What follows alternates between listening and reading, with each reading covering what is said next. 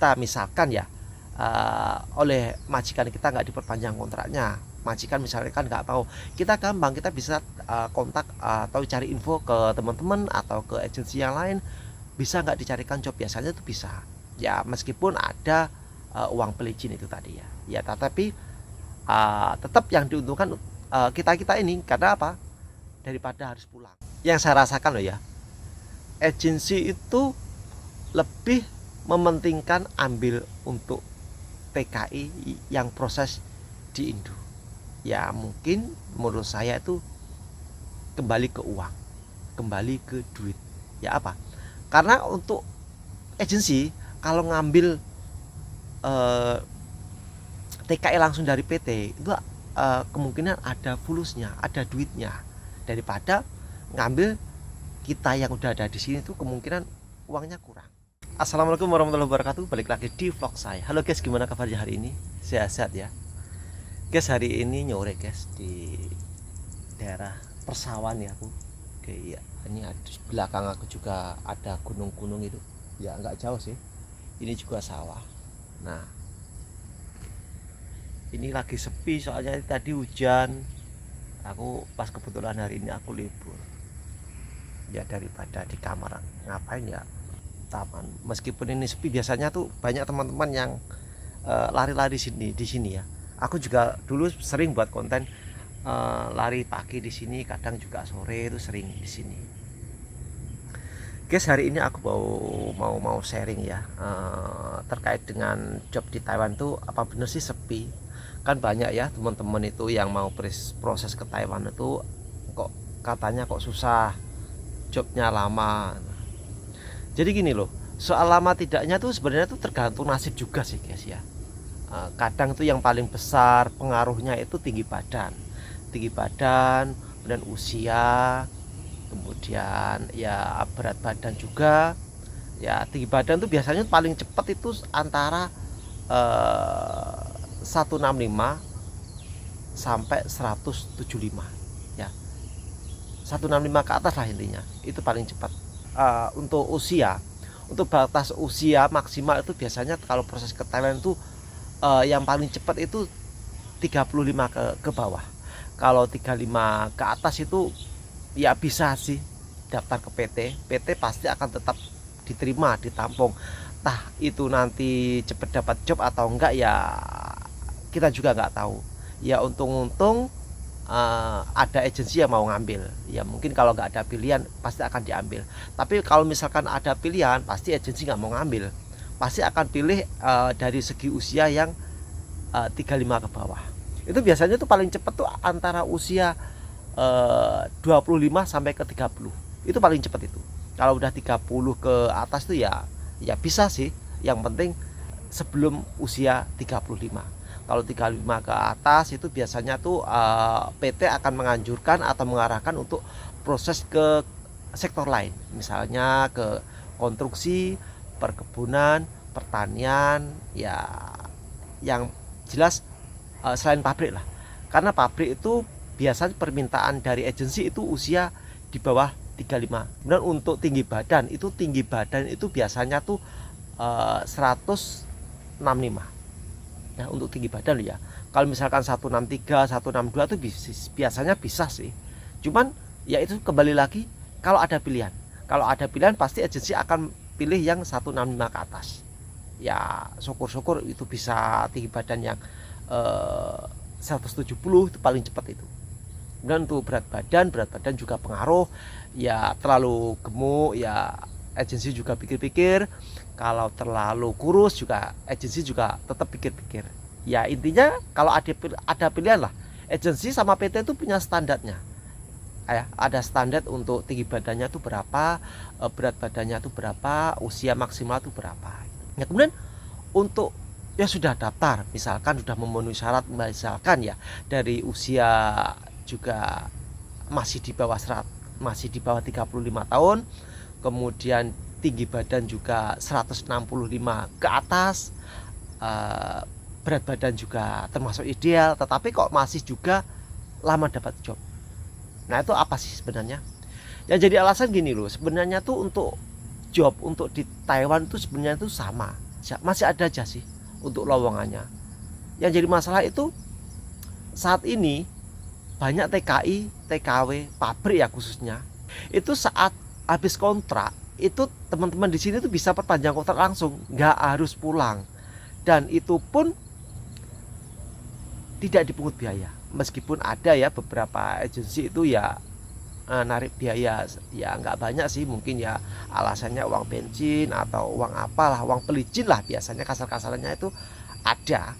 Itu kita nggak harus pulang, kita tinggal perpanjang kontrak, tanda tangan di sini. Kalau misalkan untuk TKI TKW ya seperti saya juga itu, kalau misalkan pulang ya kita tinggal ambil cuti aja.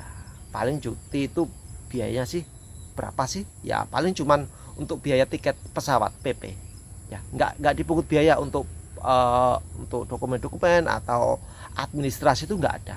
Kalau cuti itu biasanya tuh hanya tiket PP ya, tiket pesawatnya berapa ya tergantung pesawatnya apa ya, terkadang ada yang mahal ada yang murah. Itu biasanya kalau transit itu lebih murah, itu pengalaman saya ya. Kemarin tuh aku juga baru cuti setelah perpanjang kontrak. Jadi misalkan kita masih merasa betah di sini ya, seperti saya, teman-teman itu lebih banyak perpanjang kontrak di sini. Jadi untuk jobnya itu agak berkurang.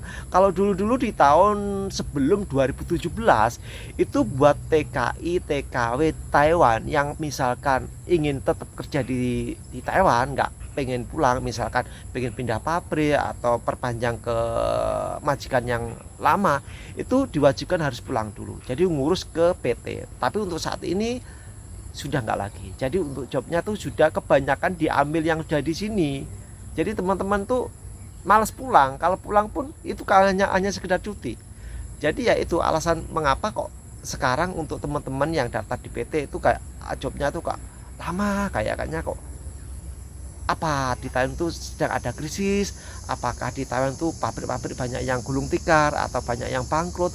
Sebenarnya tuh enggak, menurut saya ya, kalaupun bangkrut itu sebenarnya tuh kejadian seperti itu nggak baru-baru ini aja. Dulu sebelum ada COVID pun ya pernah ada beberapa pabrik itu ya gulung tikar bangkrut, itu biasa. Dulu kan job tuh agak banyak tuh, kenapa? Karena untuk TKI TKW itu kalau misalkan habis kontrak itu harus pulang. Nah kebanyakan itu kalau sudah pulang tuh udah males datang proses lagi ke Taiwan karena biayanya itu mahal. Yang diuntungkan di sini adalah apa, agensi sama PT, karena mengeluarkan biaya proses dari nol. Meskipun sudah pernah ke Taiwan, biaya prosesnya itu sama seperti anak-anak yang non, kecuali dari pihak majikan itu mau membantu proses biaya prosesnya, misalkan bantu 50% atau bahkan ada juga yang majikan mau membantu biaya proses 100%, itu juga ada kalau dulu ya. Tapi untuk saat ini ya yang diuntungkan juga kita sendiri ya. Untuk TKI TKW Taiwan itu kalau memperpanjang kontrak atau pindah majikan, pindah pabrik itu cukup bisa perpanjang di sini, nggak harus pulang dulu. Jadi untuk teman-teman yang saat ini sedang di PT, yang sedang proses, yang belum dapat job tuh ya permasalahannya itu. Jadi kita itu bisa perpanjang kontrak di sini. Jadi untuk job-jobnya itu sedikit banyak ya diambil kita. Meskipun kita misalkan ya oleh majikan kita nggak diperpanjang kontraknya, majikan misalnya kan nggak mau, kita gampang, kita bisa kontak atau cari info ke teman-teman atau ke agensi yang lain, bisa nggak dicarikan job, biasanya itu bisa ya, meskipun ada uang pelicin itu tadi ya tetapi tetap yang diuntungkan kita ini, karena apa, daripada harus pulang. Karena kalau pulang dan proses lagi ke PT itu biayanya itu mahal ya. Meskipun ada beberapa teman ya, pengalaman dari beberapa teman satu mes saya itu ya, itu banyak juga yang saat finish kontrak oleh pihak majikan itu gak diperpanjang, akhirnya cari job, info-info dari temen, dari FB, minta info job dari agensi, akhirnya nggak dapat ya, akhirnya mau nggak mau harus pulang ya. Kalau sudah pulang ya otomatis ya, kalau pengen ke Taiwan ya proses lagi ke PT, biaya juga mahal. Biaya tuh sekarang bisa antara 65, 70, 80 ya, mahal menurut saya itu. Jadi buat teman-teman tuh misalkan kalau misalkan udah betah di sini ya, kalau misalkan mau pulang ya ambil cuti, diperpanjang dulu kontraknya, atau sebelum perpanjang kontrak ambil cuti pulang dulu, dan itu hanya dipungut biaya transportnya aja untuk PP pesawatnya. Jadi ya itu ya permasalahannya menurut saya tuh, bukannya Taiwan tuh banyak yang gulung tikar atau sepi, job nggak ada, job sepi tuh sebenarnya tuh, masalah sepi itu sama aja ya, untuk tahun-tahun dulu tuh sama aja ya, lumrah lah ada yang pabrik yang gulung tikar atau bangkrut itu. Tapi permasalahannya itu job-job yang sudah ada itu banyak yang diambil untuk teman-teman kita. Karena apa? Teman-teman itu kalau misalkan habis kontrak itu nggak harus pulang, perpanjang kontrak di sini. Kalau misalkan agensi atau pabrik udah nggak mau sama kita, misalkan si A itu, ya gampang aja, tinggal cari info dari teman-teman atau di grup FB, untuk info job TKI, atau cari info-info ke agensi-agensi, minta tolong untuk dicarikan. Tapi permasalahannya itu gini, yang saya rasakan loh ya, agensi itu lebih mementingkan ambil untuk TKI yang proses di Indo. Ya mungkin menurut saya itu kembali ke uang, kembali ke duit. Ya apa? Karena untuk agensi kalau ngambil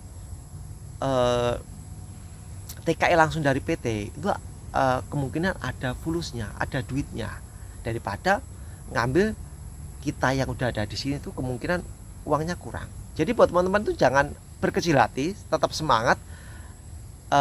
Menurut saya agensi itu lebih pilih untuk pekerja yang proses dari PT, dari Indo. Meskipun ya ada job atau lowongan yang misalkan di pabrik A gitu ya, kita di sini minta info kepada agensi, ada nggak info jobnya, meskipun ada lowongan belum tentu dikasihkan ke kita. Nggak ada bilangnya gitu. Tiba-tiba besok atau besok lusa atau minggu depan itu tiba-tiba ada TKI yang datang dari Indo. Nah itu pengalaman yang saya lihat, saya rasakan loh ya. Misalkan kita ataupun saya juga pernah tanya kok aja ada job gak gitu, katanya nggak ada lowongan gitu. Tiba-tiba besok atau besok lusa atau minggu depan itu ada TKI juga yang datang ke pabrik itu. Nah itulah. Jadi ya mungkin agensinya itu kan, agensi atau penerjemahnya tuh nggak tahu, karena itu kan urusan dari pihak kantor, bukan dari dia sebenarnya, itu dari kantor, pihak kantor lah, itu berhubungan sama dengan PT yang ada di Indonesia. Penerjemah kita mungkin memang benar-benar nggak tahu atau dirahasiakan, saya juga kurang paham. Kita itu di sini ya tanya ke agensi, ada job gak, biasanya agensi ya nggak mesti, ada yang bilang ada, kadang ya nggak ada. Ya sering-seringnya tuh bilangnya tuh nggak ada. Karena apa? Agensi atau penerjemah kita itu kalau ngurusin kita untuk ngambilkan job calling visa itu nggak mau ribet, lebih memasrahkan ke pihak agensi atau ke pihak kantornya itu biar ngurus untuk perekrutan karyawannya untuk pabrik A, pabrik B, pabrik C gitu. Jadi sekali lagi buat teman-teman jangan berkecil hati, tetap semangat, jangan khawatir, job masih tetap ada. Karena itu sesuai dengan pengalaman saya, apa yang saya lihat, apa yang saya ketahui dari pabrik sekitar, dari pabrik saya juga itu ya. Kalau misalkan kita tanya ada lowongan nggak, misalkan kita pengen bawa adik kita atau keponakan kita mau bantu untuk calling visa ya, itu agensi bilangnya tuh nggak ada gitu. Tapi tiba-tiba besok atau besok lusa, ya minggu depan atau bulan depan itu tiba-tiba ada aja yang datang. Intinya agensi itu lebih mementingkan atau lebih pilih mendatangkan TKI TKW yang proses dari Indo langsung. Jadi buat teman-teman tetap semangat, jangan pesimis, bahwasanya job masih tetap ada. Karena apa? Agensi lebih pilih untuk mendatangkan TKI TKW yang proses lewat Indo.